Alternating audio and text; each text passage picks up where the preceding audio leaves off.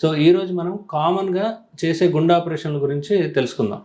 So గుండె ఆపరేషన్లని classify చేసుకుంటే బ్రాడ్గా చిన్నపిల్లలకు చేసే గుండె ఆపరేషన్లు, పెద్దవాళ్ళకి చేసే గుండె ఆపరేషన్. చిన్నపిల్లలకు చేసే గుండె ఆపరేషన్లు యూజువల్గా హార్ట్ లోపల హోల్స్ ఉండడం కానీ, లేదా హార్ట్ స్ట్రక్చరల్ డిఫెక్ట్స్ ఉండడం కానీ, పుట్టుకతో డిఫెక్టివ్గా హార్ట్ ఉన్నప్పుడు దాన్ని సరిచేసే ఆపరేషన్లు చిన్నపిల్లలకు చేసే గుండె ఆపరేషన్లు.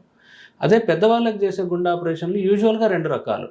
ఒకటి వచ్చేసి బైపాస్ ఆపరేషన్, అంటే గుండె పైన ఉండే రక్తనాళాలు, కొరోనరీ బ్లడ్ వెసల్స్ అంటారు. ఆ గుండె పైన ఉండే రక్తనాళాల్లో బ్లాక్స్ ఏర్పడితే వాటికి చేసే ఆపరేషన్లను బైపాస్ ఆపరేషన్ అంటారు.